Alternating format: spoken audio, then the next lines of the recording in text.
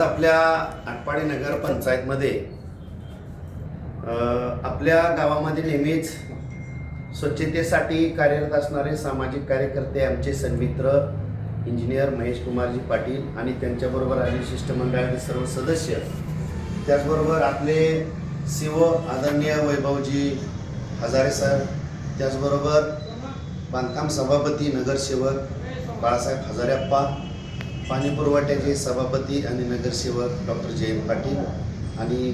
पैलवान अजित जाधव नगरसेवक, या सर्वांच्या उपस्थितीत जे आमचे मित्र महेश कुमारजींनी 23 मार्चला जे आटपाडीमध्ये स्वच्छतेच्या आणि नागरी समस्येसंदर्भात जे उपोषण घोषित केलं होतं,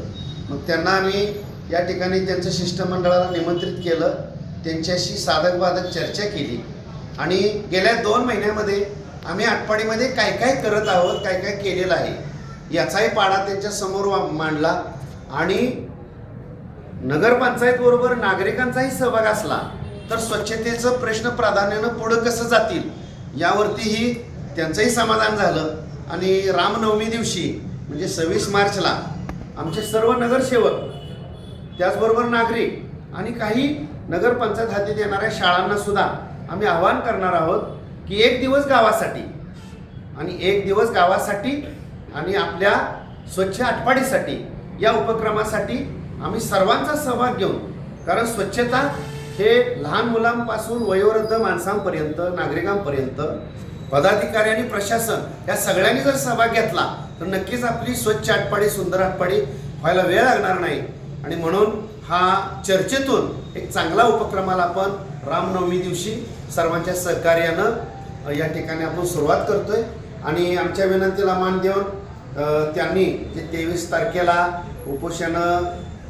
नियोजित केलं तर त्यांना आम्ही विनंती केली की तुम्ही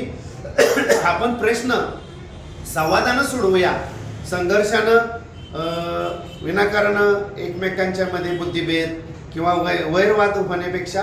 संवाद झाला की नक्कीच चांगलं काहीतरी घडेल. आणि आटपाडीसाठी आपण सगळ्या युवा मित्रांनी सुद्धा, सर्व आटपाडीकर नागरिकांनी आपल्या माध्यमातून मी आवाहन करेन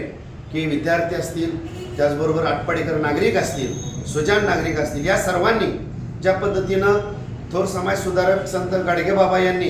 गावांची स्वच्छता भजन कीर्तन बारोडांच्या माध्यमातून केली आणि गावांच्या स्वच्छताबरोबर लोकांची, माणसांची मस्तकं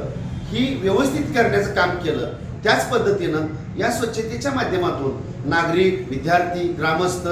पदाधिकारी, प्रशासन ह्या सर्वांना हे स्वच्छता हे माझं आद्य कर्तव्य आहे ही या उपक्रमाच्या माध्यमातून आपण संदेश या ठिकाणी देणार आहोत. तर नक्कीच आटपाडीकर नागरिकांनी सुद्धा रामनवमी 26 मार्च रोजी सकाळी ठीक 8 ते 10 वाजेपर्यंत 2 तास आपल्या गावासाठी, 2 तास आटपाडीच्या स्वच्छतेसाठी या उपक्रमासाठी द्यावेत असं आपल्या माध्यमातून मी नम्र आवाहन करतो. आणि महेशजीने आमच्या विनंतीला मान देऊन त्यांचं आंदोलन